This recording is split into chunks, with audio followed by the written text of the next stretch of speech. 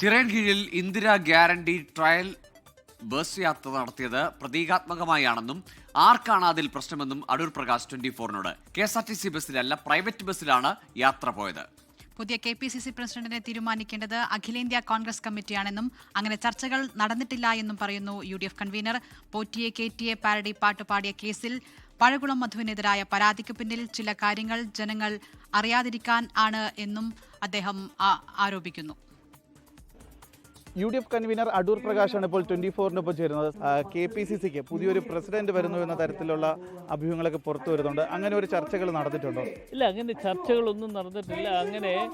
അങ്ങനെ എന്താണ് എന്നതിനെക്കുറിച്ച് അത് ഓൾ ഇന്ത്യ കോൺഗ്രസ് കമ്മിറ്റിയാണ് തീരുമാനമെടുക്കേണ്ടത്. ഓൾ ഇന്ത്യ കോൺഗ്രസ് കമ്മിറ്റി അങ്ങനെ ഒരു തീരുമാനം എടുത്തിട്ടുണ്ടെങ്കിൽ ഞങ്ങളെയൊക്കെ അറിയിക്കും. പക്ഷേ ഇതുവരെ അങ്ങനെ ഒരു അറിയിപ്പ് ഞങ്ങൾക്ക് കിട്ടിയിട്ടില്ല.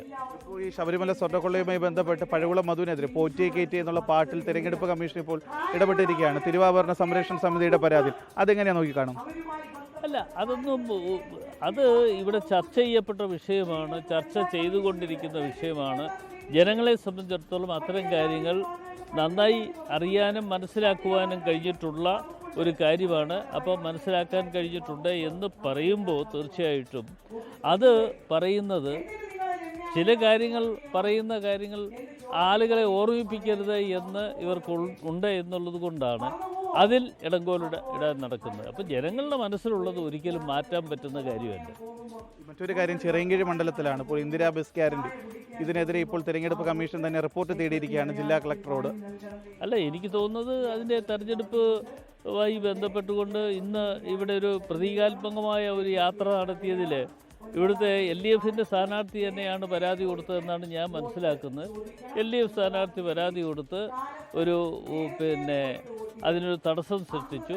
അത് ഞങ്ങൾ പ്രൈവറ്റ് ബസ്സിലല്ലേ പോയത്, അല്ല KSRTC ബസ്സിലല്ല പോയത്, പ്രൈവറ്റ് ബസ്സിലല്ലേ പോയത് എന്നാണ് ഞാൻ മനസ്സിലാക്കിയത്.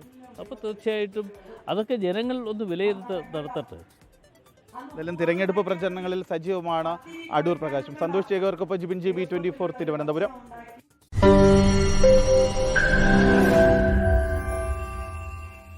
ലോകത്തെവിടെയായാലും ഏത് സമയത്തും 24 വാർത്തകളും ഓഗ്മെന്റഡ് റിയാലിറ്റി പാക്കേജുകളും എക്സ്പ്ലെയിനറുകളും വിശദമായി കാണാൻ ഞങ്ങളുടെ YouTube ചാനൽ നിങ്ങൾക്ക് സബ്സ്ക്രൈബ് ചെയ്യാം.